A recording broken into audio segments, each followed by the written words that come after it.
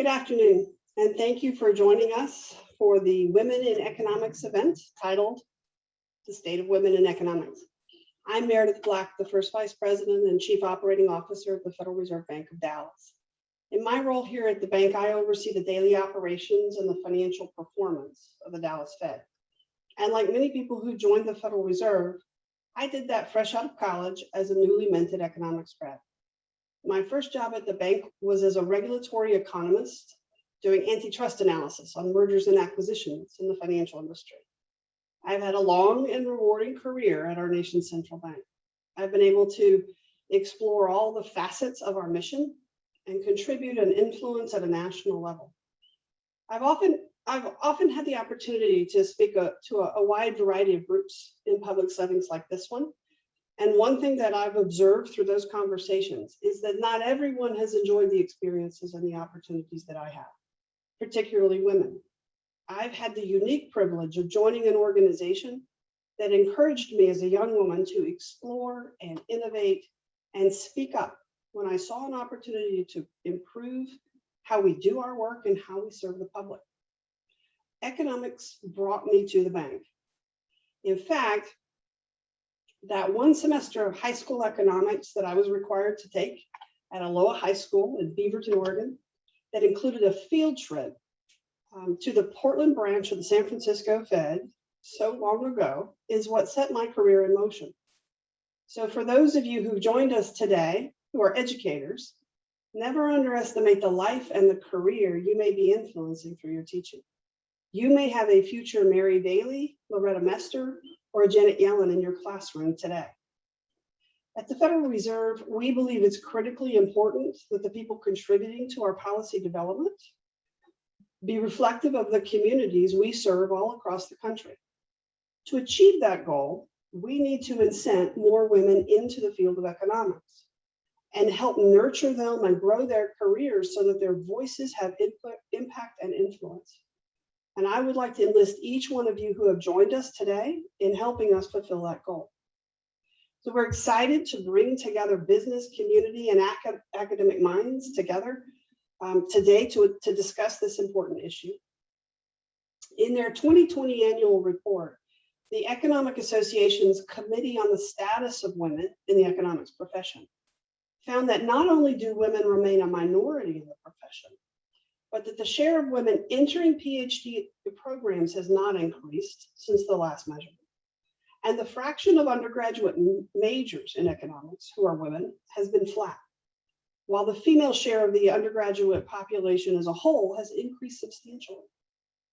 We at the Federal Reserve Bank of Dallas are excited to be hosting a program that spotlights these demographic trends and discusses real ways we can support women currently in the field and induce more women into considering it. So today's event will feature women from various career fields with education backgrounds in economics, speaking to their own experiences and the steps we need to take to make the field more inclusive. We will take questions at the end of each discussion. So if you have a question, please use the Q&A feature in your Zoom window to submit it. We have a team, and we have a group of team members who are monitoring that feature for our moderators. For our first panel, it's my pleasure to introduce our two panelists. The first is Pia Arrhenius. Pia is a labor economist at the Dallas Fed, working on regional economic growth and demographic change. She manages the regional and microeconomics group in our research department. She's the executive editor of the quarterly publication Southwest Economy. Her academic research focuses on the labor market impacts of immigration, unauthorized immigration, and the U.S. immigration policy. She's the co-author of the book, Beside the Golden Door, U.S. Immigration Reform in a New Era of Globalization. And she co-edited 10-Gallon Economy, Sizing Up Economic Growth in Texas. Pia is affiliated with several academic institutions. She is research fellow at the Tower Center of Public Policy and International Affairs, and the Mission Foods Texas-Mexico Center at Southern Methodist University, and at the IZA Institute of Labor in Bonn, Germany, as well as adjunct scholar at the American Enterprise Institute. And she's also adjunct professor at Baylor University, where she teaches in the executive MBA program. Pia served as a senior economist on the Council of Economic Advisors in the Executive Office of the President of the United States from 2004 to 2005. And it was our pleasure to offer her that opportunity to take a leave of absence from the bank. And we've always been very pleased that she returned to us after that opportunity. While she was there, she advised the Bush administration on labor, health, and immigration issues. She holds a PhD in economics from the University of California at Los Angeles and bachelor degrees in economics and Spanish from the University of Illinois. Our second panelist in this first section is Dr. Kristen Brody. She's a fellow at the Metropolitan Policy Programs. She's a fellow in the Metropolitan Policy Program Studies at the Brookings Institution and a former policy director of the Hamilton Project, so always a favorite of ours. She's professor of financial economics on leave at Dillard University in New Orleans. She previously served on the faculties of Howard University, Alabama A&M University, Dominican University, Fort Valley State University, and Kentucky State University, and as a visiting faculty member at Jingshu Normal University in Suzhou, China during the summer of 2019. Dr. Brody served as a consultant for the Joint Center for Political and Economic Studies in Washington, D.C., a senior research fellow for the Center for Global Policy Solutions in Washington, a consultant for the city of East Point, Georgia, and as an HBCU consultant for season 2 of The Quad on Black Entertainment Television in Atlanta. Her areas of research include mortgage foreclosure risk, labor and automation, and racial health disparities. She earned her BA in criminal justice at Alcorn State University and an MBA and a PhD in business administration, a major in economics at Jackson State University. Please join me in giving both of these very accomplished women a warm virtual welcome. Thank you. Thank you so much, Meredith. What a great introduction. And Kristen, just welcome to you. We're so excited to have you here today. And I mean, there's nobody better to talk about a journey, not just, you know, as a woman, but as a Black economist and everything that you've done and accomplished. It's just really fun to have you. And we're really looking forward to talking about your experiences today. Well, I'm very happy to be here. Thank you for the invitation. Yes, you're welcome. So let's start with, we're talking about women in economics. What's your story? I mean, economics is like a strange field, you know, a lot of students, kids in high school, they don't even know what economics is. I mean, how did you get interested in economics? What took you into the field? What was the turning event? I didn't mean to be here. I was a criminal justice major, and my goal was to be a state trooper. And so I took the exam to become an Illinois state trooper and also to become a Chicago police officer. I'm from Chicago. And one of my advisors in college suggested that I take the LSAT and go to law school, which I hated more than anything. No offense to any attorney. So I decided then to get an MBA. I was like, what am I going to do with my life, right? So I got an MBA and decided to stay on at Jackson State for the PhD program in management. But someone told me that if you get associated with that program, if you get all 3 of your degrees from an HBCU, you're just not going to make it. So of course I wasn't going to major in that program. And so then it was like, what am I going to do with my life, right? So there was also an econ major and an accounting major. And to major in economics, you have to have a CPA, which I didn't. So I went and talked to the department chair for economics, Dr. Maury Granger, who completely changed my life. He said, welcome to economics, sister. And that was it. So here I am. And what happened? Did you fall in love with it? I fell madly in love with it. Oh, that's great. There have just been so many opportunities to work on the policies that I care about in terms of housing, mortgage foreclosure, obesity and social inequality, higher education, production functions, automation. And it just seems like everything is economic. So there really was no better field for me. Was there something in particular about the way we do economics or the way we think in economics that really, you know, that sort of brought you to economics and then kept you there? Like, I know what I would answer, but I'm curious, what would you say? I think for me, it was statistics, right? So like being Yeah. a criminal justice major, I didn't have to take statistics in undergrad. Like I knew what it was, but I had never done it before.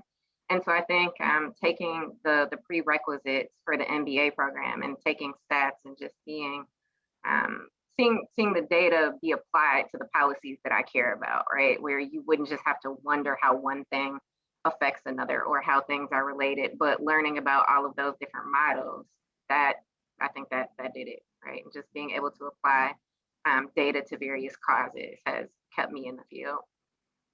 I think that's similar for me as well, because economics is sort of this magical combination really of the theory, the model, and then the data. And then once you have those two ingredients, you can make a very powerful argument. So Absolutely.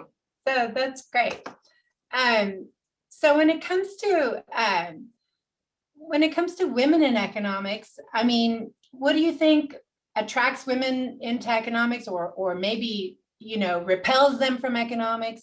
And then once they're in the field, what do you think is our comparative advantage? Like, what do you think we add that men in economics don't add? So I think that it's the same things that would draw men, right? Again, for me, it's applying data to various causes, whatever those causes are that men or women care about. I think, and I went to a very supportive HBCU, two of them, in fact. So I didn't have racism in my program. I didn't really have sexism. I know that many people do. So that I think that can be a repelling factor for some women, particularly women of color. But I just want to shout out the Sadie Collective and the American Economic Association Minority Summer Program, which is going to be at Howard this summer. I think those two programs are trying to help to increase the pipeline of minorities, particularly Black people, into economics, and to kind of call out some of the things that may be repelling women, particularly women of color, from the field.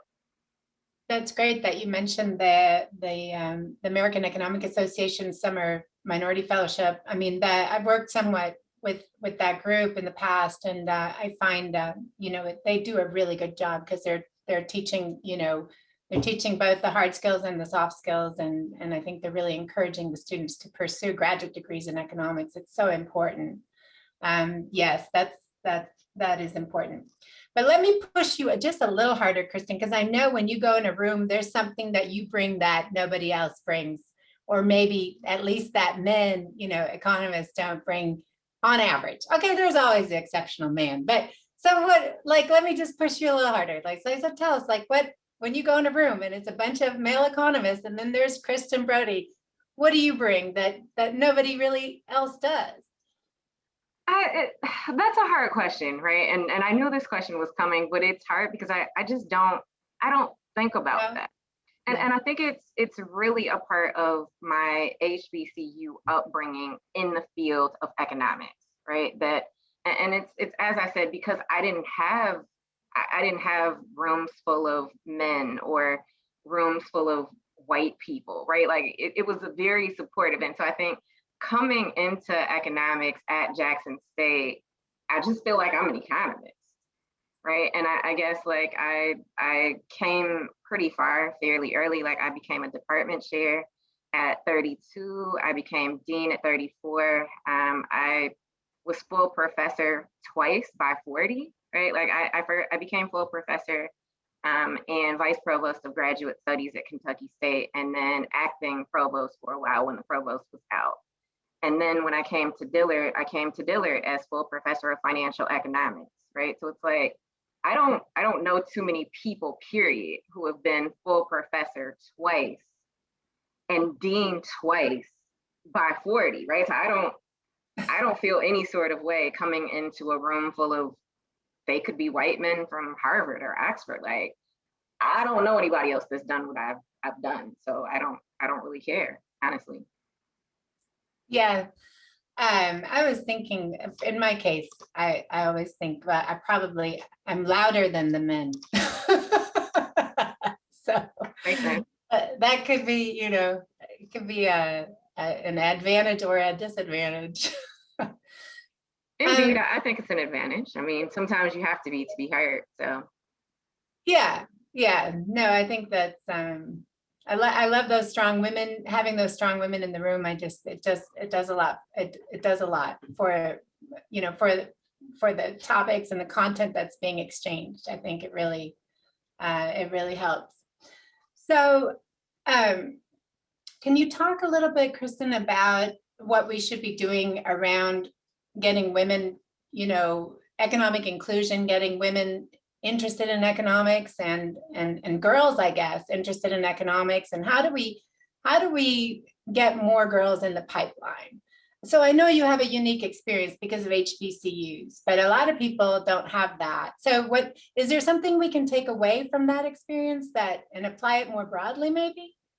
So I think that the first step is seeing themselves be represented. And there are a couple of ways that can happen. As professors in their undergraduate and graduate programs, and if they're not going that route, even on social media, honestly. I've come to know quite a few female economists through Twitter. It's like it provides this opportunity to interact with people that you wouldn't otherwise have the opportunity to interact with. So I think for female economists, reaching out to women who are starting in the field, volunteering to mentor them or to just have a conversation with them, virtual coffee via Zoom. I know we're all probably tired of Zoom, but I think just providing those opportunities for them to talk to us and hear about our path. I think events like this are great, but those one-on-one interactions I have found to be very meaningful to women who are thinking about coming into the field, just for me to share more about my experience and to answer their questions. Did you have economics in high school? I feel like that was so long ago. My hair, like as I look, my hair isn't really this black. But I think we had an economics class in high school, but like it didn't really stand out to me. Like I went to a private Lutheran high school, but there's nothing from that class that, unfortunately, I love Luther South, but that sticks out in my mind right now. I think it was really undergrad that did it for me. So the department chair for criminal justice was a Black woman, Dr. Alpha Morris, who has passed on now, and Mrs. Edna Green and Tangivet Jackson. So we had these three particular Black women that were kind of role models to me, so even though I wasn't an econ major, just seeing them later on let me know that I too could do it. So that's really important because you mentioned women as role models, and they've been really important for me as well. And so I think that, that's what's so important to get women into economics and to keep them there and then get them into the leadership positions where they can mentor, the ones that are up and coming. Because when I think, my advisor at UCLA, she was a woman. My first boss at the Federal Reserve Bank of Dallas was a woman. Meredith Black is also a mentor of mine. So it's these women in leadership positions are so important. How do we, I know retention is another issue for women, not just in economics, but in a lot of professional fields. We go on, a lot of times to have families and have all these competing interests and needs and obligations. So is there also, can you speak a little bit to retaining women in economics? I'm probably not the best person for that. I am not married. I do not have children. I am a nomad, if you will, right? So for the Brookings Institution, we have to reside in the DMV, but I travel a whole lot. Like I take advantage of my freedom.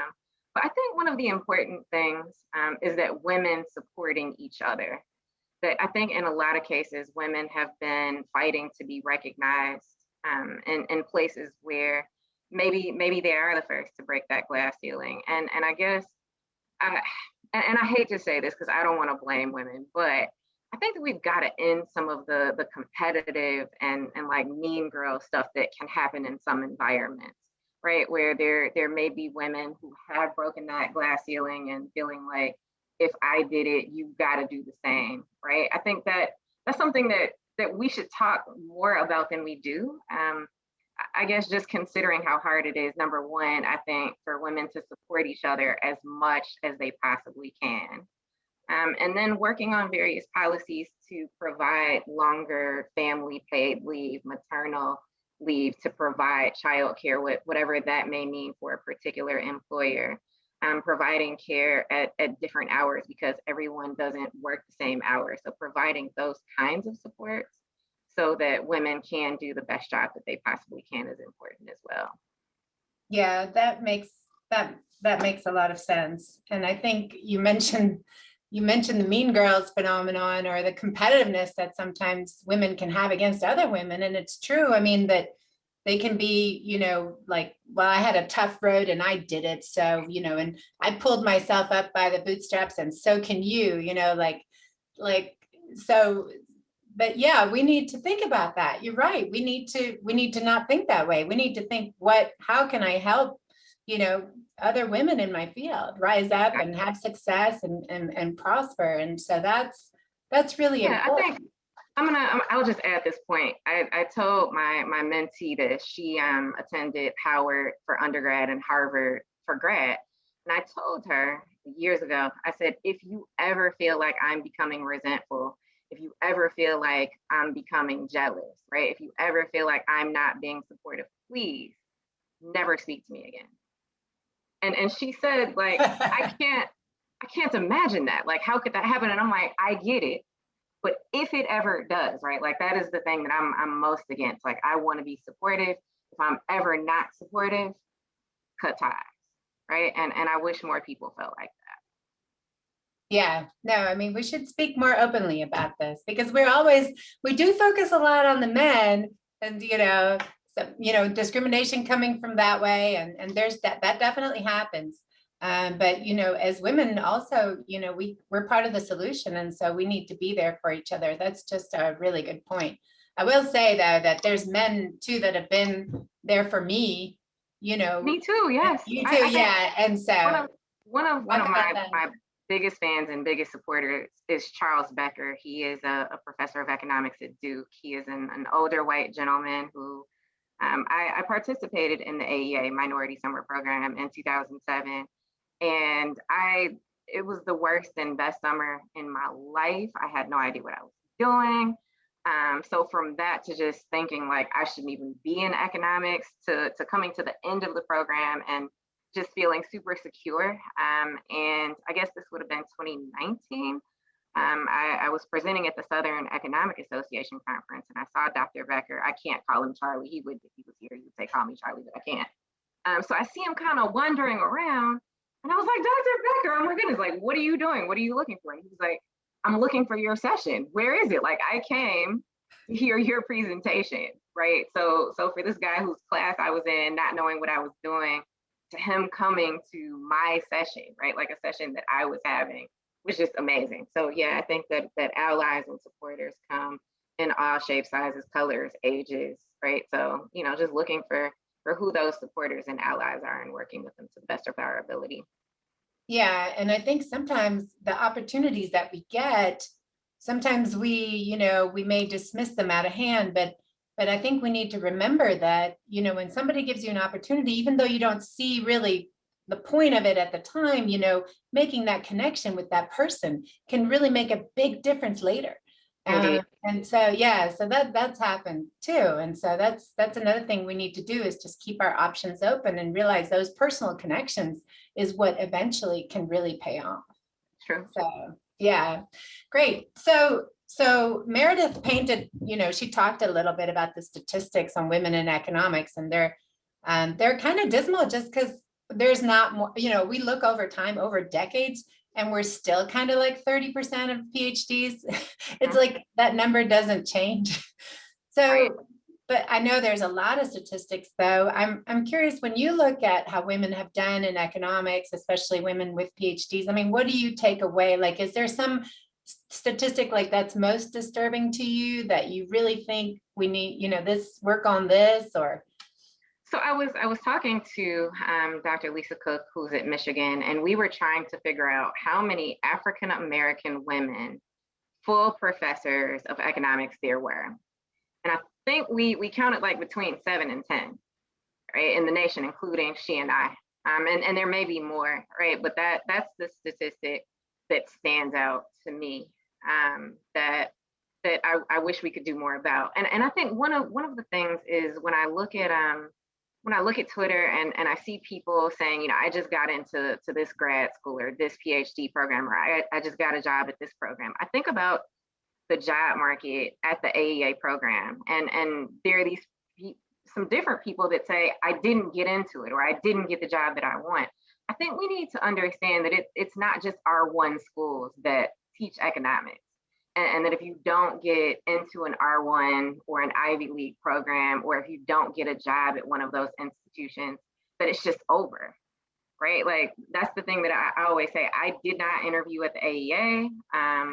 I didn't participate in any of those, whatever those programs are, the mentoring programs. Like, I got my jobs through professors or through various contacts. And so just normalizing that there are other ways to get into this field other than through this like main pipeline, right? And that if you don't get a job at one of these, you know, whatever schools, that it's just over. Like, there are plenty of HBCUs that have amazing programs. Obviously, I'm evidence of that.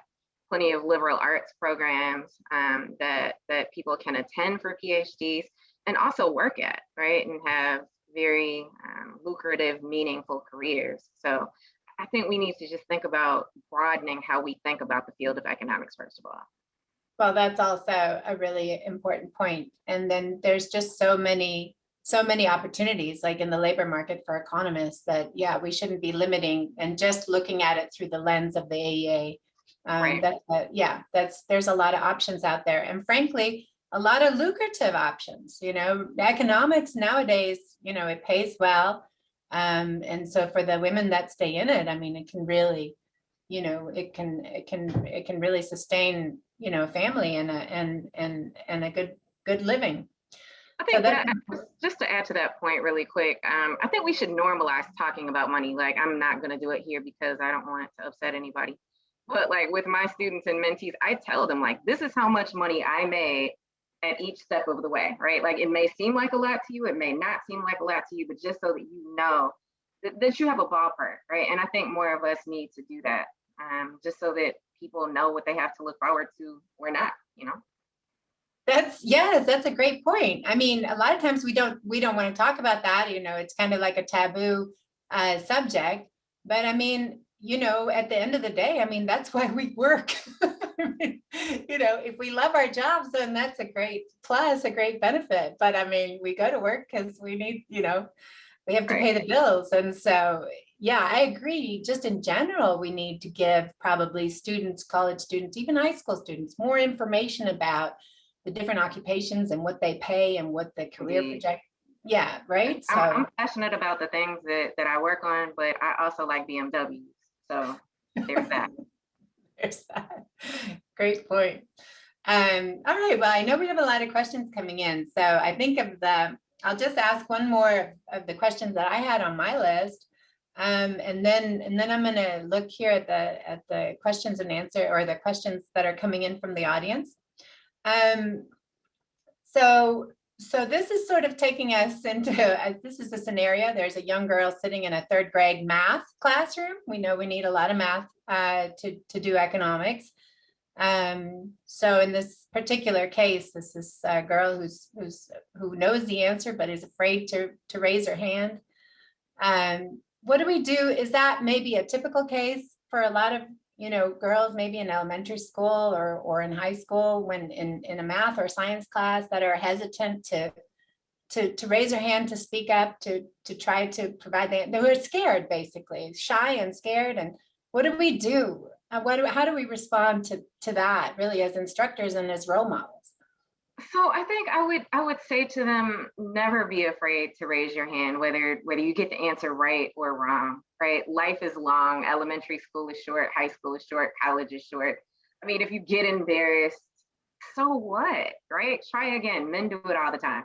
They answer wrong, and then they raise their hand and answer wrong again, right? No one cares. And they don't care. Right, yeah. So, I mean, one, you probably do know the answer. Raise your hand and answer. I think for professors or teachers, call on students, whether they know the right answer or not, just to normalize students speaking up, and don't let other students embarrass them if they do get the answer wrong, right? Or if that's difficult, then just have a list where you call on, students one by one, and then you rotate or something. But basically the point is normalize allowing people to speak up, whether they're right or wrong, so that they can, one, hear whatever the right answer is and not be embarrassed about public speaking. And finally, if they do have the right answer, being reassured so that they can speak up more loudly the next time. Yeah, and like you said, economics is so broad, even if it's some, far afield comment or answer, you can normally bring it back because most everything has to do with economics. Yeah, I think my craziest one, and I'll stop after this, but several deans had dinner with Greg Mankiw when I was at Atlanta Metro, and they were talking, it was all white men, right? I was the only Black person, the only woman. When it came to me, I said, what do you think would happen if we abolished credit? And so everybody at the table looked like I was, an idiot or something, like, what do you mean? And he stopped, he was like, wait a minute, no. So that would mean that the whole economy would crash, and then we would have to build it up. And he like really went into it, and the whole rest of the table was like, wait a minute. And it started this discussion, right? Like, clearly I'm not saying abolish credit. I know that the economy would come to an end, but it was a philosophical, theoretical conversation, right? That again, if I had been that little girl that you're talking about that was afraid, I wouldn't have said anything. But that struck up something in his mind, right? And it became a whole discussion. So yeah, never be afraid to speak up. Yeah, that's great advice. And we need to tell everybody that. Okay, so Kristen, a lot of questions, a lot of interest coming in, for your views on things. So I'm going to start it off here with, so here's one question. How has your experience been working at a think tank? You work at Brookings, and this particular person is wondering, what tips do you have for an aspiring think tank worker? I think it's faster paced than academia for me, at least. And I think the really good things coming from the academy are your research comes out much faster. You will have much more support in terms of research assistants and analysts and digital media people. So that's amazing. Just be prepared for a much faster pace and having more of an impact than you would in academia if you're coming from academia.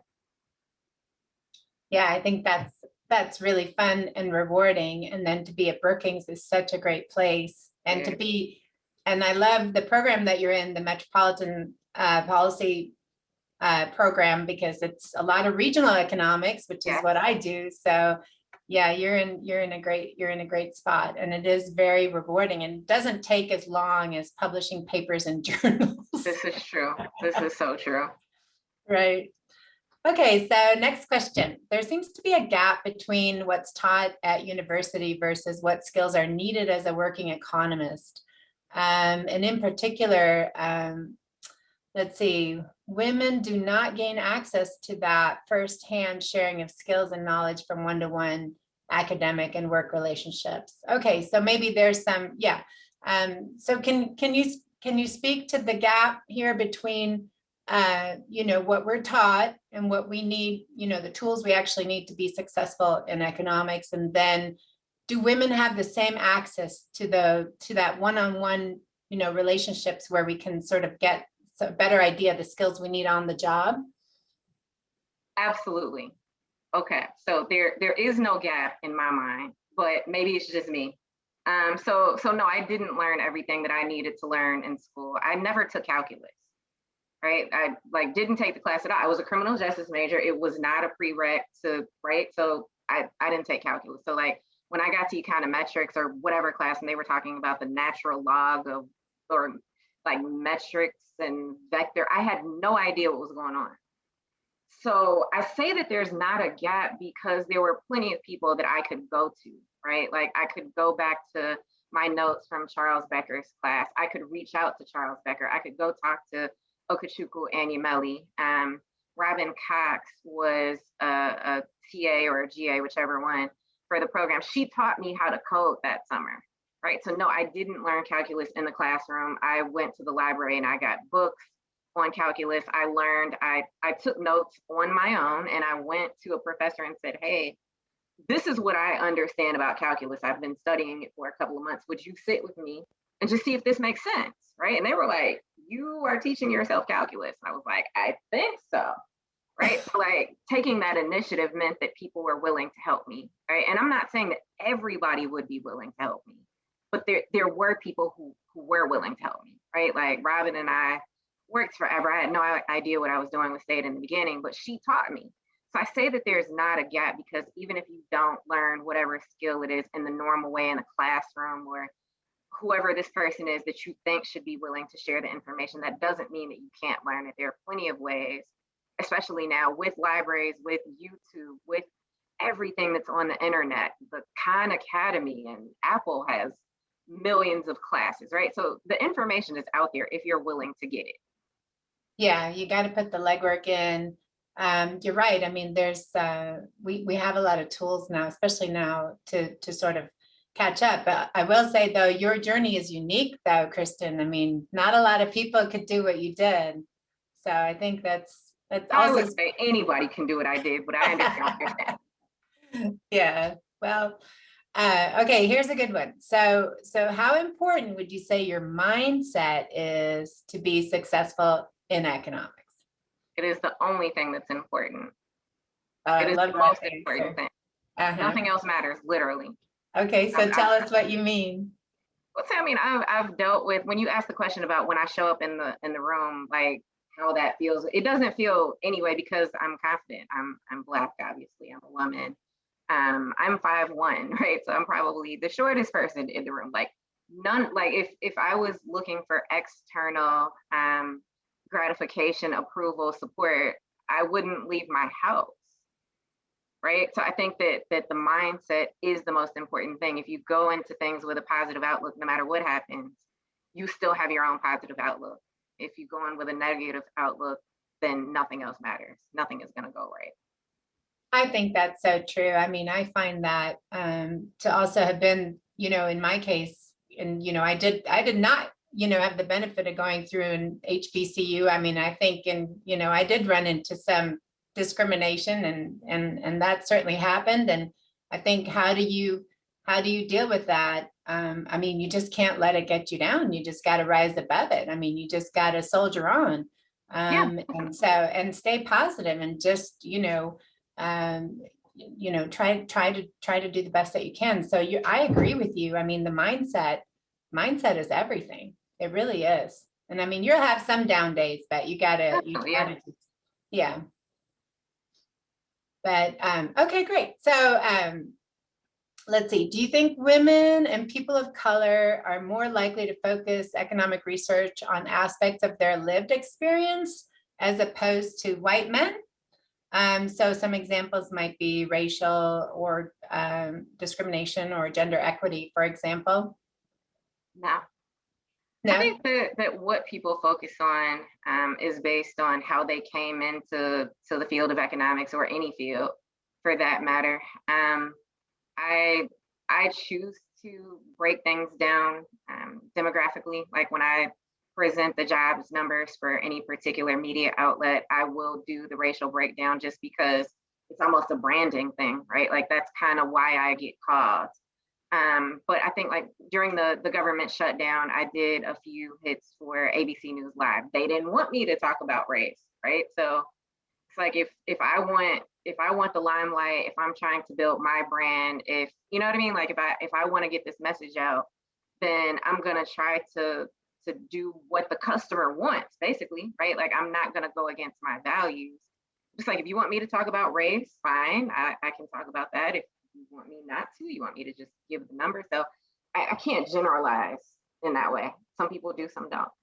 But you've heard that before? Because I've heard that they say that women economists are more likely, to be researching things that are, that their lived experiences versus, but that's probably, I think we're all guided by our lived experience and whatever program we can. What interests us. How important do you think it is to be like personally connected or passionate about your research and the stuff you're working on. Is that important or no? I have not been personally connected to any of my research. None of it, right? Like, and by that I mean, like, I use archival data, right? Like, I'm not taking surveys. Of course, I care about the topics, I care about the policy, but I've not met the people, right? Like, I've not met the people that the census data came from, or, you know, the particular people that those policies are going to affect. I would love to, but I can't say that I am personally connected in that way, but I am definitely passionate about the causes that I work on. And that's important, right? Because Yes. that's what keeps you going. Yes. Yeah, I think that's important. Here's a good one. So what would you say, of all the research really that you've worked on, what is the highlight really in your career? Like what are you most proud of, or what did you have the most fun doing? Race and Jobs at High Risk to Automation with the Joint Center for Political and Economic Studies. It was a report with Spencer Overton, who completely changed my whole entire life. So after it was published, I had the flu. I was in Florida. It was like the beginning of Thanksgiving break or Christmas break, and I got a call from the Philadelphia Journal Enquirer, something like that. And I thought it was spam, right? And I started getting these media calls. I'm like, what is going on? So that paper ended up getting cited by everybody, right? Like, every now and again, I'll Google it, and there are just pages and pages of citations. It was cited by the 115th Congress by Congressman Bobby Scott. So it's just like something that I wrote was cited by Congress. That was the most amazing thing ever. So let me follow up on that. What did you find in that report, in that paper? So I guess McKinsey and Company had done quite a bit of research at the time on automation, but that report broke it down by race to see, looking at the jobs that employ the most people that have the highest automation risk scores, according to Fry and Osborne, and then breaking them down by race to see how people are concentrated, right? And so I just did a follow-up to that in March, and what I found in the latest report was that African Americans are overrepresented in 11 of the jobs that employ the most people that are at high risk of being automated. Hispanic people are overrepresented in those 11 plus 2 more. Black people are only overrepresented in 5 jobs at low risk of being automated, and Hispanic people are not overrepresented in any of the jobs at low risk of being automated, right? And so when you look at those jobs, there are, in the 30 jobs with the most people, there are 36 million people employed in those jobs. But the 30 jobs that employ the most people at low risk, it's only 22 million. So just thinking about those numbers can be helpful in thinking about how we get people ready for the future of work with automation. Oh, wow. Yeah, that sounds interesting. I think I may have seen that along the way, actually. And I just see how relevant. Yeah, that's such a relevant discussion, especially now. It seems like the pandemic really sped up some of that automation. Yeah, that's what the latest paper talked about, how COVID accelerated automation. So yeah, so that's definitely going to be an issue that's going to be with us. Okay, so here's somebody who wonders, so is it ever too late to become an economist? What do you recommend for entry-level professionals who take an interest in economics? And is the answer different depending if you're a woman or not? So clearly I couldn't possibly think it was too late, right? Going from law school to an MBA to, I mean, I came into econ at, 26 with, no background in it. So no, it's never too late. Please get into it at any point. Leave med school, leave your law program, leave whatever it is that you're doing and come to economics, please. It is so much better. We have room for you. Yes. Join us. Okay, so here's another question, and it's about activism. And gosh, activism and economics usually don't go together. So that's an interesting question. Can you talk, like, how can we be economists and activists in terms of whether it's about women or Black economists, or maybe I don't know, and just in general? I probably have an unpopular opinion on this. That's think okay. that considering everything that's going on in the world with racism and police killing people and whatnot, that there are many people who are activists and we need them, but everybody is not an activist, right? Like everybody doesn't have to be an activist, or their activism doesn't have to show up in the same way. I think when we think about activism, we think about people holding signs or protesting, and that definitely is something that needs to happen. But there's also policy work that needs to be done. There's also data that needs to be collected. There's also fundraising that needs to be done and influencing of policymakers, right? So I think we need to broaden how we think about activism, right? And don't just qualify people that are marching in the streets as activists, right? It takes all of us to make a change. So the first step is to broaden what we even say is activism. That's a great point. I mean, and so I certainly don't, I was kind of laughing about activism and economics, but I mean, I guess just in sort of the work that I do and others do, I mean, we're in some way, we're all being, activists and I think like a lot of research on race makes, when you think about like all of the research on welfare queens or on like who uses what kinds of drugs or the criminal justice system, so much work has been negative towards Black people particularly, right? So I think that for those of us that work with data and statistics, telling an honest story that doesn't show people in a negative light just based on biases alone, right? That to me is activism. Like using our skill set mathematically, statistically, econometrically to shine light on things that are going on in various communities so that policies can be made to help people that have been underserved thus far. That is a form of activism. No, that's great. That's no, you just have broadened my mind there. Thank you, Kristen. So well, here's a hard one. Okay, so some economics departments may not want to hire women or people of color because they see diverse hiring as a constrained maximization problem. So that's some jargon there. How can we change that mindset? Is this person referring to like, because it's a constrained maximization problem? So are they referring to the fact that people think if they have to hire, women, or if they have to hire minorities, that they're going to not get as good an economist I guess that's what the person's asking. So what do we do about that perception? So again, unpopular opinion. That's okay. I don't want to be anywhere where I'm not wanted. I am not going to fight to be anywhere that I'm not wanted. So if I'm going to even feel like a token hire, or someone doesn't want to hire me because of any of the ways that I'm a minority, guess what I don't want to do is to work there. I've made entirely too much money and had too much influence in places that I was very welcome. So I'm not trying to fight that cause at all. You don't want me because of any of these reasons? Cool. Like, just let me know.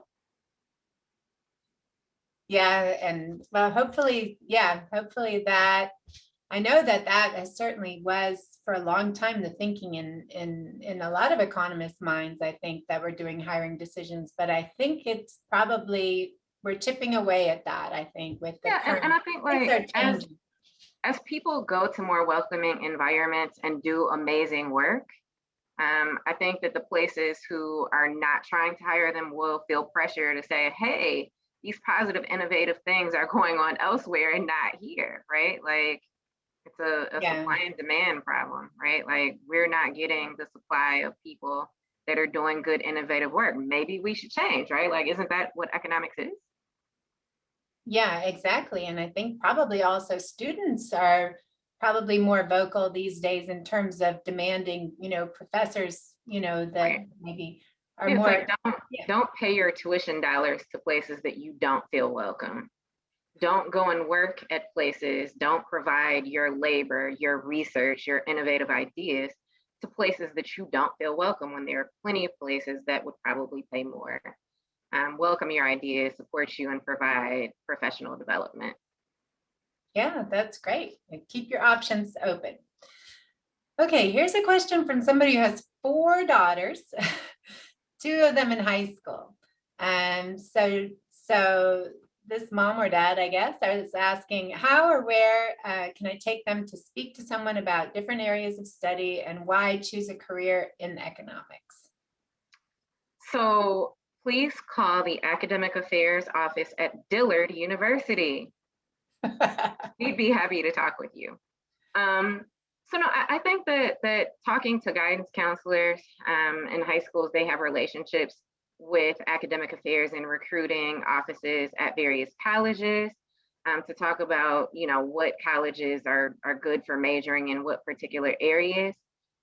You can reach out to various professors through social media or through contacting them, at their school. I find that people welcome the opportunity to promote their program and to talk about students. And if they're not, then that's probably not a school that you want to send your children to.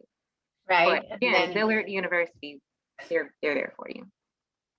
Thank you, Kristen. I bet if Armida was answering, she would say, call the Economic Education Department at your local Federal Reserve Bank. Yes.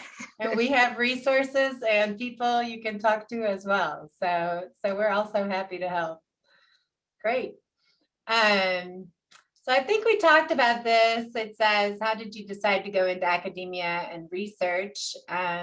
So I think we covered it. And you were not an undergrad in economics. So we talked about that. Is there something you think we should add on? Yes.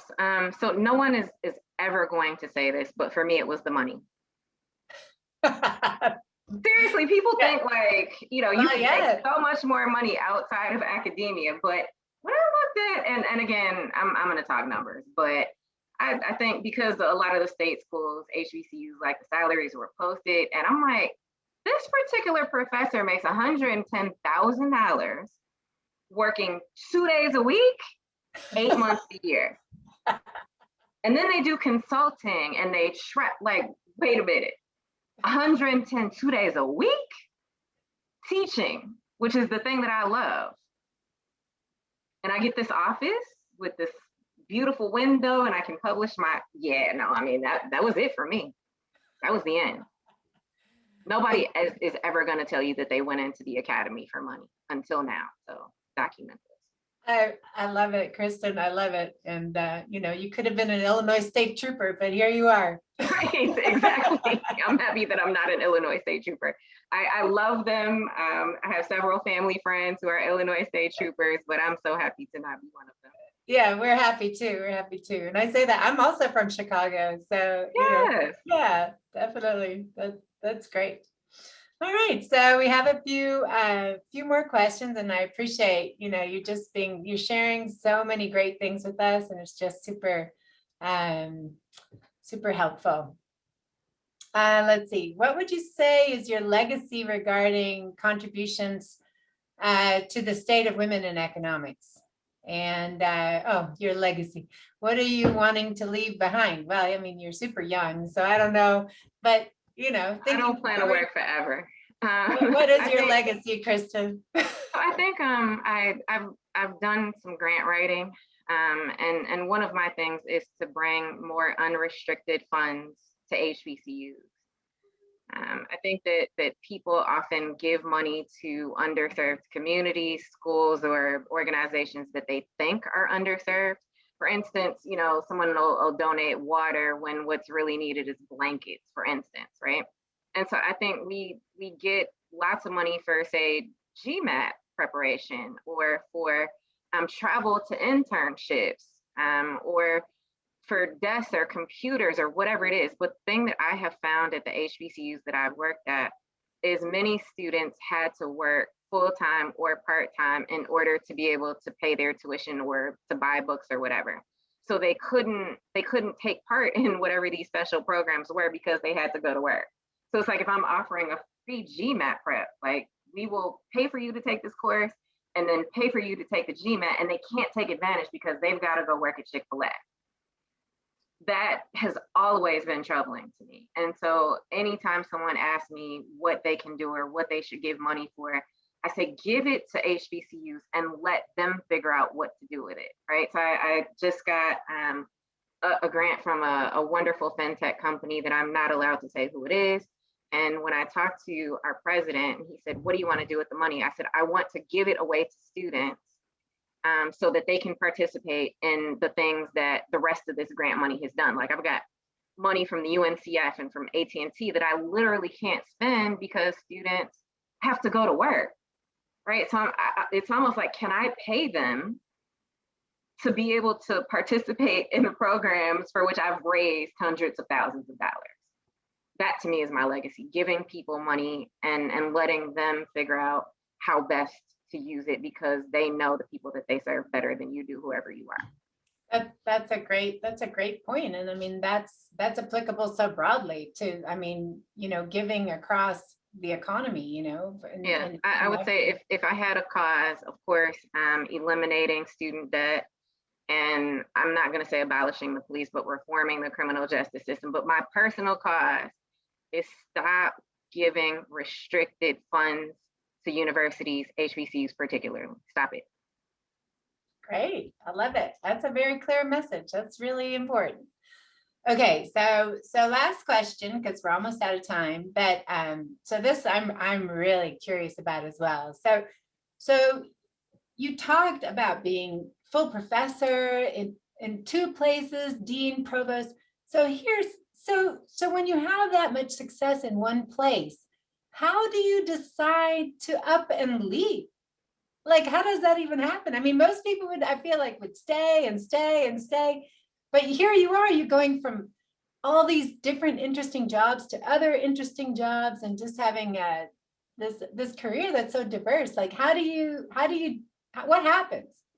I say yes to opportunity, just about always.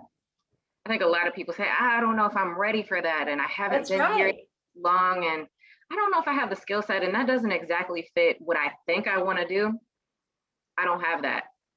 I've kind of been a fixer, or like some school wanted me to start a BBA program for them. I did that and I got them their school level, college level accreditation. Those were my goals. And somebody else said, hey, if you could do that for them, what could you do for us? Right. And so the president that I'm leaving is happy because, hey, we got this business program and you got our accreditation. I don't really want to see you go, but like you did what I needed for you to do. Right. So, you know, not burning bridges in that way. It's like accomplishing the goal and then leaving. Right. I'm not saying leave your job, but I mean, that's what I've done. It's like, okay, I'm done with this. Are we good? Like, can I go? Okay. I'm not with the Brookings Institution. Okay. I'm going to stay at Brookings forever. If anybody from Brookings is listening, I do not have a goal. I intend to stay there for the rest of my life. Unless if anybody is listening, the Dallas Fed offers me a job. And even then I wouldn't leave Brookings. Okay. Like I'm never leaving Brookings. Sorry. Of course. You're not. That's great. No, that's just great. I think that's also very inspirational. I mean, I just think it's pretty unusual, you know, for people to do what you do. And so it always ready to requires a lot of gumption to up and go and try something new and phase all that uncertainty, and you know, that's awesome. Well, Kristen, I think that wraps up our session, our part of this event, and I just really just thank you from the bottom of my heart. I mean, you're an amazing person, amazing woman. We just have really benefited from your insights, and just thanks for taking the time. Thank you for having me. I really appreciate it. Thank you.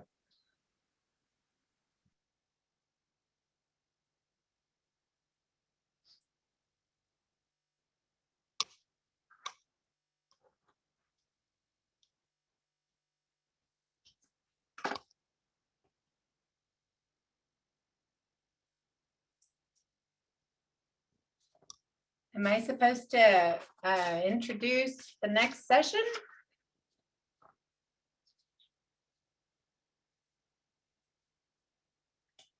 Oh, I think I am actually. Sorry about that.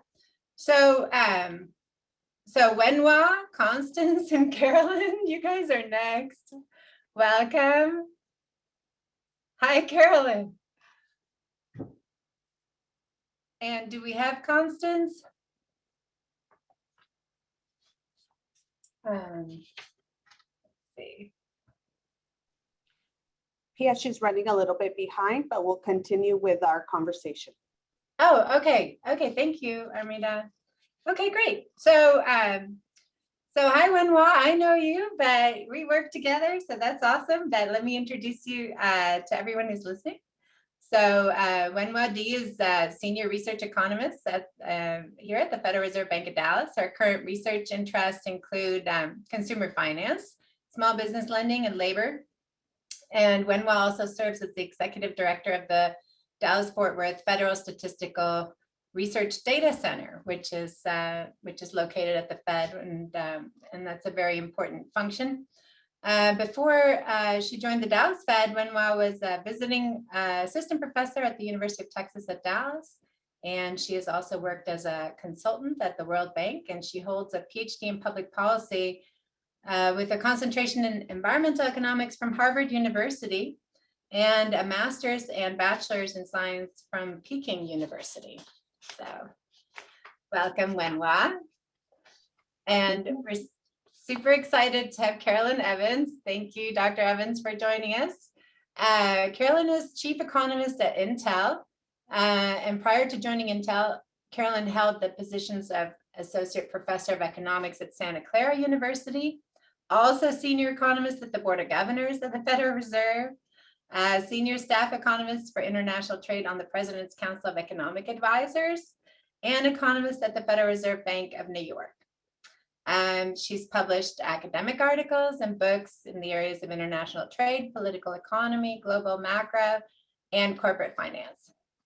In terms of her background, Carolyn holds a PhD and a master's in economics and a bachelor's in East Asian languages and civilizations, all from Harvard University. She also holds a master's from the London School of Economics. Carolyn is a member of the Conference of Business Economists, the Harvard University Discussion Group of Industrial Economists, the National Business Economics Issues Council, the National Association for Business Economics, and the American Economic Association. She serves on the advisory board for the Masters in Business Analytics at Santa Clara University and the academic advisory board for the Masters in Applied Economics at the University of San Francisco. So thank you. Welcome to both of you. And I'm turning it over to you, Wenhua. Thank you, Pia, for the introduction. Good afternoon. As Pia mentioned, I'm Wenhua Di, an economist at the Dallas Fed. I'm very excited and honored to be here to moderate this panel with two passionate and experienced women in economics and have a conversation with all of you about the important issue of engaging more women in the economics profession. I feel very inspired already because we heard this super interesting conversation between Pia and Kristen, and also my boss, Pia, here, and my former boss, I think Alfred is here as well, and a full room of role models in this very event to talk about the pain points and solutions. So as we know, the pursuit of economic study opens up a variety of potential career paths. In recent years, we see more economists being hired in industries where lots of innovations are taking place. So I wonder, from our panelists, how do you think about this? And then tell us about your role as an economist in your organization. Carolyn, let's begin with you. What kind of opportunities that there are for women? Sure. So in my current role, I essentially have two types of work that I do.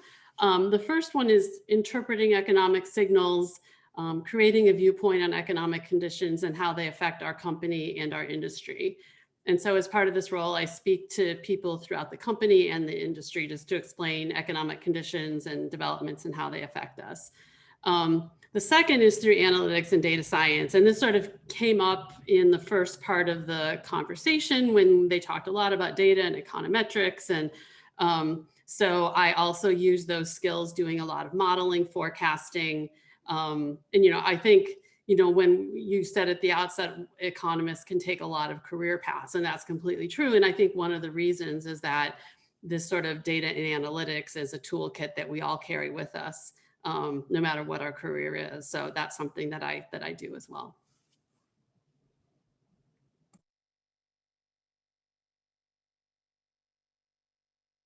Wenhua, I think you're on mute still. Sure.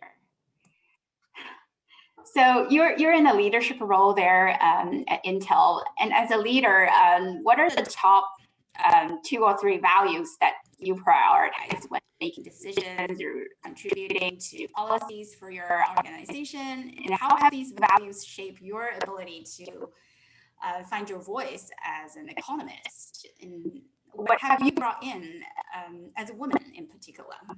Yeah, so I think, so to me, the top one is really listen to and value information from all sources.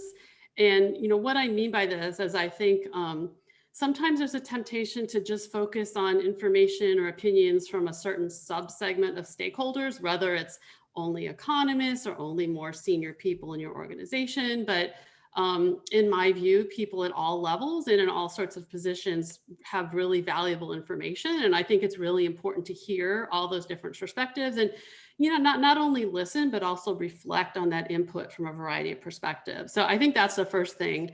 The second thing is be transparent about your analysis, including the shortcomings. Because, you know, when you make a decision or a recommendation, I think it's important to explain the basis for it, to be open about the process, including potential shortcomings and uncertainties. We live in a world of uncertainties, and I think it's important to be open and honest about that. And then the final thing is speak the truth, even when it's uncomfortable or when it's not what others want to hear. Like sometimes, you know, well, the message that I'm going to deliver, the decision I'm going to make is not going to be popular.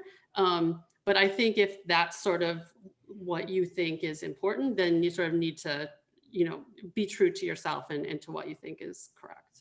So. Sounds great. Now we have our the other panelists joining us. Constance Hunter, did you turn on your camera? And Constance is the chief economist of KPMG, and she's our other panelist. And we just heard Carolyn talk about her top priorities in terms of how the organization making decisions and voice important issues. So Constance, can you also speak about that as well? Sure. So similar to Carolyn, I hold a leadership role at KPMG. I'm part of our growth and strategy leadership team. I'm also on the advisory board of our pension and hold a number of different leadership roles within the firm. And of course, in my role as chief economist at KPMG, I not only advise the firm, but I advise our clients. And so I spend a lot of time speaking to boards of directors, senior leadership teams at other firms and CEOs. And so, you know, what I think is really valuable in addition to everything that Carolyn said is 2 things. Really have a focus on what our clients need to hear and translating economic information into information that they can use and take action on. And then secondly, I always advise my team to think of themselves not as a cost center, but as a profit center. Excuse me, I need a glass of water. Pardon me. Oh, sorry about that. So I always advise people in the economic role not to just think of themselves as a cost center, but to think of themselves as a profit center. And how can their value added to their organization be contributing to the bottom line, right? Because a lot of times economists are often this cost center role, and it can cause a lot of cyclicality in the employment of economists. Although that's probably changing with the advancement of machine learning and all of the data and analytics now that economists are doing more broadly in many firms. That's very interesting. So what do you think about the impact of economic education? I'm sorry? What do you think about the impact of education you have in economics in your career? Sure. Well, yeah, go ahead. Right, go ahead. Mm-hmm. Yeah, I'm just wondering if you guys can talk about how your background, your economics education play a role in your work. Well, I mean, all of the foundations of economics are really the basis of our work. But I think in the field of economics, it's a field where you can't just rest on your graduate degree and call it a day, right? You have to keep learning and keep reading new NBER papers that get churned out by our colleagues every week. And let's just take the field of machine learning. That's not a field that existed. In fact, the internet didn't exist when I was in graduate school. So, it's definitely a field where continuing education is really important. And the National Association for Business Economics has really done an amazing job of providing continuing education to economists. As the past president of NABE, I can't help but give NABE a plug, but really making sure not only that you use your formal education, but that you maintain your education throughout your career. Mm-hmm. Sounds great. And Carolyn, do you have something to add to that? Yeah, sure. So I'll add 2 points. First of all, I think that economics provides a framework for thinking about the economy and events around us. And so I think using that framework is something that really allows you to help people to understand events around them, and how they affect them. And so that structure is really important. The second thing I would mention is that, particularly, and Constance alluded to this, is that in recent years, economics has become very quantitative and analytic, and those tools really open so many doors. And so whenever I have students, I have a lot of students who come talk to me and they want advice about their careers or their curriculum. And I say, learn to code, know how to use data, know how to conduct a research project. Because to me, that tool is something that can just be used in so many different fields. And it's something that, has always been really important for economics. So those are the 2 things I would say. Yeah, I would concur with that 100%. Mm-hmm. Yeah, as I heard, there are lots of new things, for example, machine learning, data science that didn't exist probably decades ago, but the framework, the foundation from economic education actually help us to become a more efficient, more quick learner of these new tools that can help with these industries. Well, I think we can think of economics as a framework to analyze a multitude of problems. And then in a business setting, that is extremely a valuable toolkit to have. Mm-hmm. If we go back to the universities and colleges, how do universities, colleges help prepare students or be more intentional to illuminate these pathways to careers in economics, and especially for women? Well, I'm going to give another plug to NABE, but the National Association for Business Economics is a great organization to be involved with when you're in your education years. It not in addition to having an entire jobs program for the field of business economics, right? So a number of firms advertise on NABE's job site, Econ Jobs. We really also provide that continuing education. We created the Certified Business Economist designation in partnership with universities to make sure that our PhD and master's degree students were coming out prepared for the skills they need to use in business.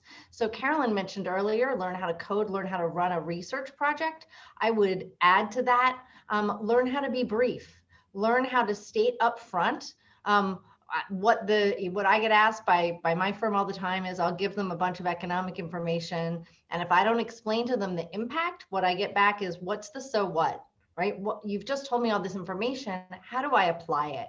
And so being able to speak to non-economists and explain to them how they apply the results of your economic research is a really, really important skill. Mm-hmm. That's fascinating. And Carolyn, do you experience some similar demand and for different types of skills that's taught by the universities? Yeah, so I'll agree with Candace on the importance of being able to crystallize your ideas into a short. And for me, my sort of trial by fire was when I was working at the White House for a year, and give me 2 talking points, and that's all you get is 2 sentences or something. And so I think that whether you're in policy or whether you're in industry, that ability to crystallize your ideas into a few simple, points is really important. The other thing that I'll mention is that I think that a way that universities could serve their students well is to provide them examples of economists working outside of academia. So, having worked both in academia and outside of academia myself, I find that within academia, it's through no I'm not being pejorative. It's, that's their experience is being in academia because they go to school and then they become a professor and that's what they know. And so they may not realize all the opportunities that are available outside of academia. I didn't know until I sort of came into this other world. So, one thing I've done is gone and speak to groups of students at a university, and I say, well, this is what I do. And I tell them about NABE, Constance, so you should be happy about that. And sort of talk to them about, well, these are the opportunities that you have outside of academics. And so I think, given that many faculty have only been within the institution of academia, it's very helpful to create these connections with people outside of academia and help their students to make those connections so that they can see examples of things that are possible. So. Definitely. In the earlier panel, we heard Kristen talk about the support she's received in her journey and the role models she had. It sounds that to attract more women into economics goes beyond education. We talk a lot about these college education and universities and pipeline issues, but the field seems to also need to be more welcoming and encouraging to women and the topics women economists sometimes like to engage in. So can you two comment on the mentoring and sponsoring that have women receive in the field, and how do you clear a path for someone else? Carolyn, maybe you can start first.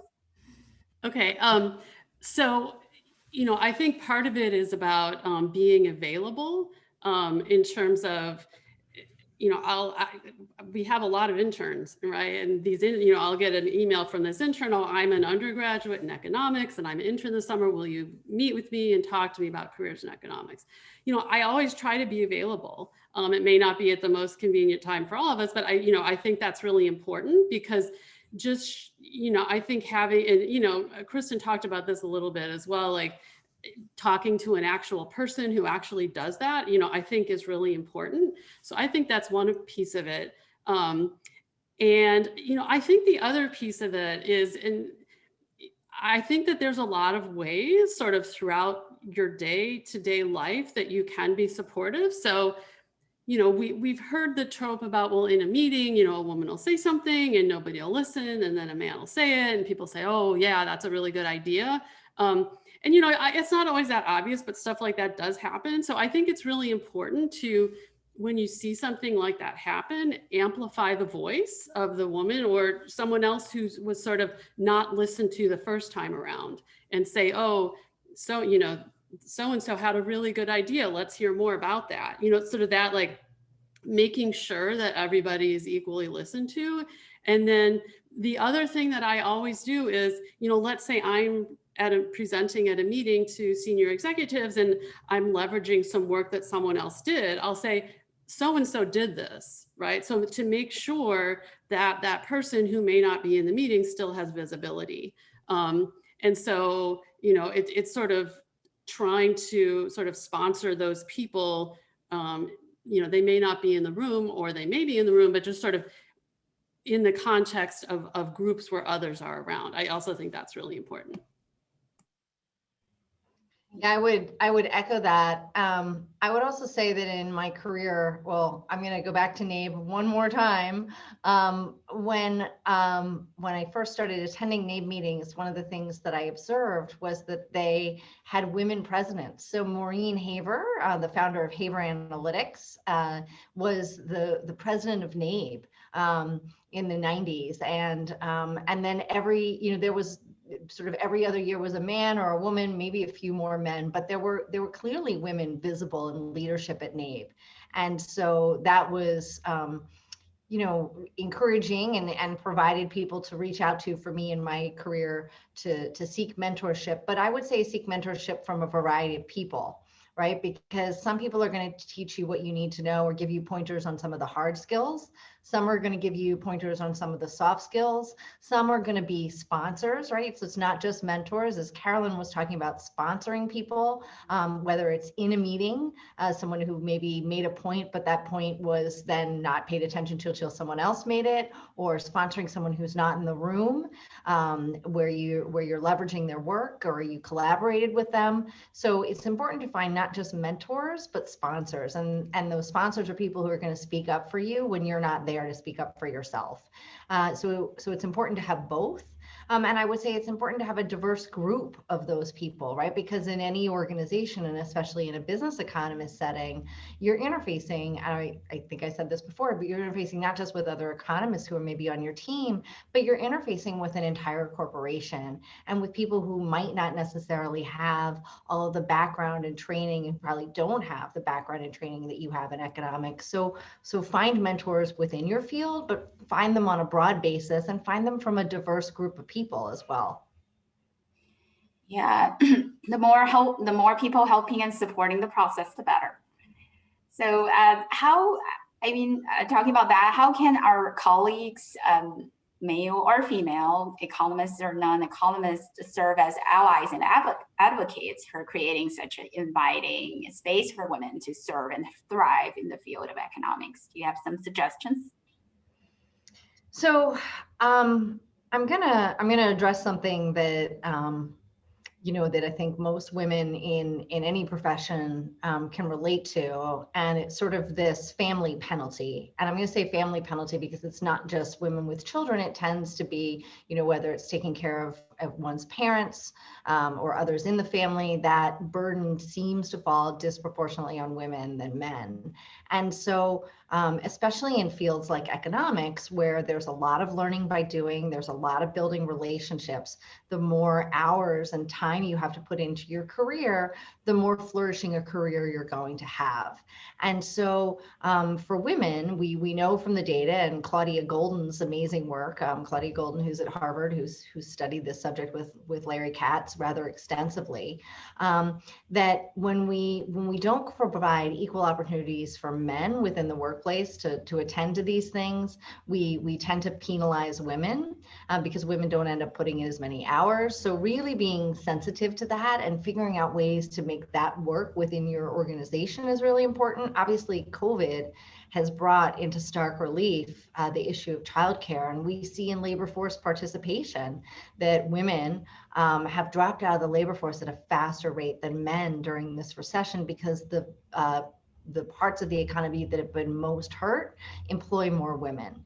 And so I think this is an area where firms can be allies to women economists and all women professionals in trying to help bridge that gap and have flexibility around some of the needs and desires where women tend to spend more hours with regard to family responsibility. So I'd say that's one thing. And then again, sort of echoing what Carolyn said earlier about just being a sponsor of people when they've brought up a good point, asking them to amplify it when they're not in the room, making sure to showcase their work. Absolutely. The pandemic definitely made the issue more salient, and it's in front of our eyes that so many women have to take on more burden in terms of taking care of kids and family. So that creates a bigger gap in terms of work. and then the hours dedicated to professional work.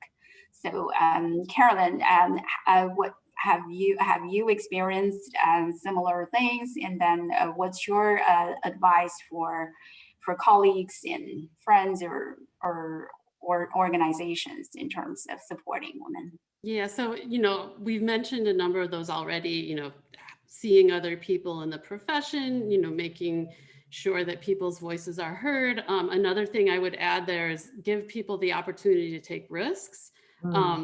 And what I mean by that is, I've been in a lot of situations where maybe sort of a opportunity to give a presentation or to take on a responsibility was a little bit of a stretch, but somebody had faith in me and said, go for it. And if you don't have those opportunities, you can't grow, because if you don't have that visibility to take on that high impact project or do that presentation, you're not going to be able to rise up. So I think giving people the opportunity to take risks. And the other thing I want to add here, and this is, because the question you asked was very broad. It's not just people in the workplace. Because for me, I've had some very influential, especially men in my life who are very supportive on a personal level. And, in my view, they don't always have a realistic view of my capabilities because they think I can do anything, right? But sort of, having somebody, I have a father who just thinks I, can just do anything I want to, right? And having, if you're sort of, how do I support, a woman economist or anyways, just believe in them, and sort of, they're going to have a lot of other people in their lives telling them when they make mistakes or that they can't do something. So just tell them they can. So, for me personally, that's been very important, having, voices in my life who were very supportive. So. Yeah, I can definitely echo that. With someone around us to give you some,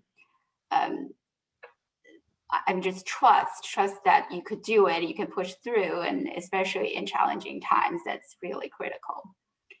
Yeah. So what kind of interventions or actions that you guys have found helpful or effective in changing the status of women in economics, if we consider it an issue now? And then what would be, what should the institution or the profession do to help facilitate the change? Well, so AEA has had CSWEP for a number of years, and I think has really begun to focus more acutely on diversity issues over the last several years. And then NABE also has a diversity and inclusion committee. And of course, one of the things that both of these organizations, our professional organizations, can do is make sure to have panels with women on them at conferences, make sure to reach out and look for women to co-author papers with or to do work with, and not just women, but really a broad slate of diverse voices that can enhance our perspectives and can enhance our work. And we can do that through these professional organizations. We can do them, everybody can take action within their own organizations. And of course, at the university level, really making sure that that we're pulling in diverse voices is also really important. Mm-hmm. Yeah, I agree completely. And I think, part of that, I think, is being intentional about the decisions you make. So for example, Constance mentioned when you organize a conference, make sure that you have a diverse panel. Part of that is don't just go for the first person that comes to the top of your mind who may not be very diverse. Go down that list, expand the possibilities so that you do make sure that you have diversity and inclusion. And so, more broadly, I think it's thinking, taking a little more time with decisions so that you take that extra step to think about those aspects of it, I think is important. And then also, both Constance and I have talked about this, and Kristen talked about it as well, that, sort of seeing those role models, I think, is really important. I mean, the fact that Janet Yellen is Treasury Secretary is great, because now everybody can see, well, this amazing woman was, you know, she was Federal Reserve governor, she's chair of the treasury, you know, she's head of the treasury now, she's sort of doing all these amazing things. So I can do that too. And so I think the more that we can get women in leadership roles in all different parts of society, whether it's academia or industry or government, I think that that's really important in terms of what I like to call possibility thinking, that somebody will say, well, I guess I could do that too. So. You know, it's interesting about this idea that if you see women in these roles, you can do them. And certainly, I mean, that, like I said, that influenced me coming up as a young economist when I first attended NABE meetings. But I will say that, you know, when I started my career as an economist on the foreign exchange desk at Chase Manhattan Bank back in the early 90s, and I saw some of the men who were in leadership, it didn't occur to me that I wasn't like them. Right? We were smart, we were educated, we were interested in financial markets, we were interested in finding out how interest rates and foreign exchange moved based on economic and political factors. So I think it's also helpful to expand your view of what like you means, so that you can find inspiration and mentors in a broad group of people, not just people who look or exactly like you or who are necessarily your same gender. I see. So I'd like you to stay on this a little bit, as Constance. So considering the variety of positions or opportunities out there in the workplace, do you see the variation in terms of women economists' experience among different industries?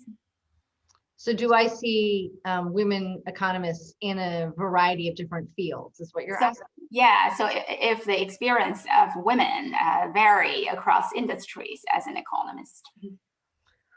Well, I mean, I have spent my career really in first financial services, then asset management, and now KPMG. We're, you know, consulting, but very heavily focused on financial services. And obviously, the accounting side of our firm is obviously very focused on the balance sheet and finances. So I can say in finance that we have we've made a lot of strides over the years, but you look around at some of the major corporations, the two major auto firms in the United States have women chief economists, Ford and GM.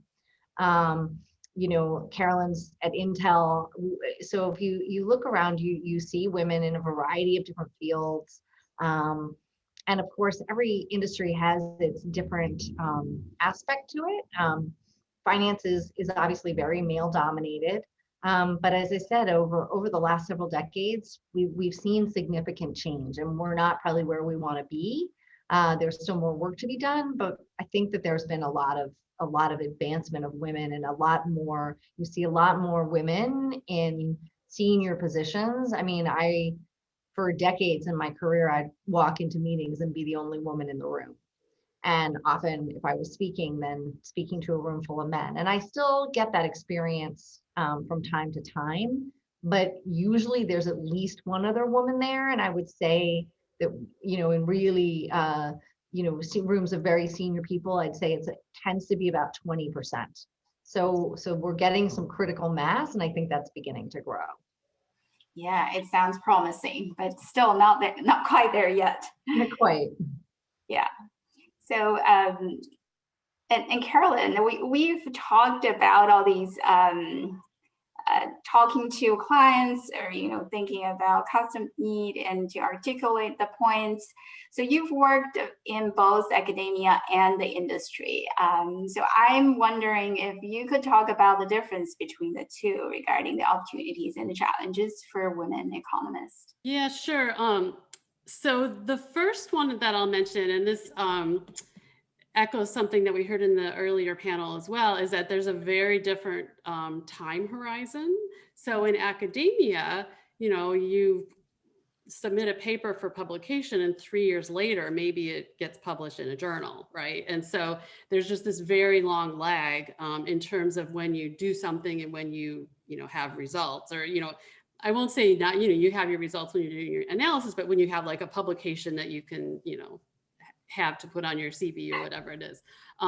So in industry, the pace is much, much quicker. And so that is something that you have to get used to. And as part of that, and this relates to the point we were making earlier about being able to communicate things in a brief way, is that whereas in academic research, you really are trying to, dot every I and cross every T and, anticipate what referees are going to say about your paper. In industry, you need to have the bottom line, and you may not get to that last iteration of your analysis, but that's okay. Because that's, that's not what your goal is. Your goal is to figure out what we need to make a decision, to help the company. And so, that's something that's going to help both men and women, but that affects both men and women. But I think, what I found, and this may be me personally, is I'm sort of a perfectionist and I want to go and like keep pushing to get to the last perfect detail. And I had to learn that you don't always need to do that, that in industry, there's a place where you get what you need and then you sort of move on from there. So I think that's one difference. Another difference is who you work with. So in academia, you're often working with other economists, or you're working with students who are taking economics. But when you're in industry, you're working with a whole range of different people with a whole range of different backgrounds. And so you can't use the shorthand that you would use with economists. You need to think carefully about what you're saying and make sure that it's something that people can understand, no matter what their background is. During the pandemic, I wrote I did a couple interviews for our company website, and we have people sort of doing all sorts of different things throughout the company, throughout the world, and trying to communicate in a way that all these different types of people will understand is very different from I'm writing an academic paper for a journal that only a few people are going to read. And so I think to the extent that we have been able to develop the communication skills that are needed to be able to do that, that's really important. And then the final thing I'll mention is that they're different in terms of your goals, where in academia, your goal is to publish a paper or to teach your class or whatever it is. In industry, your goal is to help your company be successful. And so that's just a very different set of goals. And the way that you go about doing it is very different. Whereas academia is very much, I think about it almost as you're an entrepreneur as a professor. You're writing your papers, you're teaching your classes. In industry, it's much more teamwork. So you're working as a team. And, echoing something that Constance said earlier about we don't want to be just a cost center. We want to be a profit center, right? You're trying to contribute to the company in whatever way that you can. So it's also different in that sense. Yeah, it sounds like the lifestyle is a little different too, and between the two worlds. So, which one do you think? Well, and I would just say the other thing that I find in industry, which you probably don't get as much of in academia, if at all, is that non-economists don't always understand the amount of rigor or work that goes into looking into a problem. So a lot of times I'll get requests from our firm leadership, hey, can you do this? And I say, okay, yeah, like we'll get that back to you in a week. And they were thinking I would have it in an afternoon. Like people don't always understand what's required to look through data, analyze the data, find issues with the data. Maybe you have to work with the data set, combine multiple data sets to do some analysis. And so that's there is that expectation in business, like, get it to me yesterday, which is not there in academia. And so it's finding ways too to help educate your colleagues about what's required to create good analysis. Mm-hmm. So that's something that economists entering in industry need to keep in mind, that they need to kind of establish sort of the expectation that help them deliver the good quality work. And I think the tough, for people making that transition, the tough thing is finding that balance, among, there's sort of three aspects. One is, what would be required for an academic paper? Two is, what do we need to do to, build solid research? And three is, what are the expectations of your stakeholder? And so you sort of are negotiating across all those different aspects of it. And, that can be really hard, in terms of coming from academia into industry. So, right. We got a few questions from the audience that I'd like you to take on. So let me read the chat window. So the first question is, Is there a space for non-quant focused economists in the modern workforce? For example, those who want to focus on political economics or historical economics, qualitative studies? So I would say yes, and certainly for political economics. I often get asked politics questions, and I do have an international affairs degree, so that makes sense. But yes, I would say 100%. I mean, you're going to find, I would think, that you're more quantitative than the average person if you have an economics degree, but you don't have to have a purely quantitative degree. And I would say even if you focus very much on the quant side, it's important to maintain your connectivity with the theoretical side as well. Mm-hmm.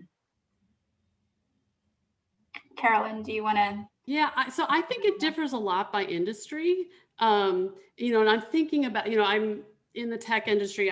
I know a lot of tech economists, and there's even a conference for tech economists that NABE started 5 years ago or so. And so in that industry in particular, and it's also very interesting in terms of the way that economists are involved in the organizations, because in tech, in some of these companies, they're very deeply involved in what I would call the product, in the sense of, think about Uber surge pricing, or the way that Wayfair prices their products, right? Those are economists who are heavily involved in the product creation, and that is very technical. So I would say at an organization like that, those types of organizations are sort of, they want economists for their technical skills. There's other types of organizations where that's not the case. So, there are roles, you just sort of have to think strategically about, what types of industry, what type of organization am I looking at in terms of trying to get a position. Yeah, so from two of you, there are all kinds of opportunities in job, like career paths that someone can take on. It does not necessarily need technical skills, but yeah, for some industries, definitely. And we haven't even touched on, the difference between macroeconomists and microeconomists, and then in roles where you need both the macro and the micro. So there's a huge amount of diversity within the field in terms of what you specialize in, and but any economics work is going to require a significant level of quant skill, even if that's not the only thing you're doing. Mm-hmm. Mm-hmm. So a related question for you two is, when considering entering the business side of economics, what are the skills one should focus on honing?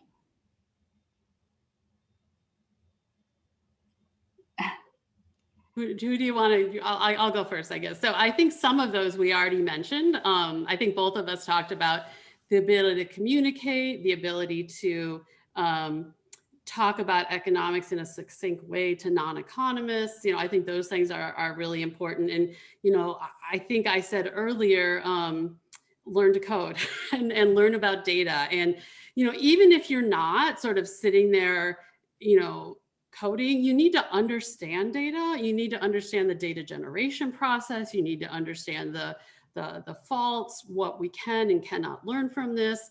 And, so no matter how technical your role, to me, as an economist, one of the things we bring to the table is understanding data.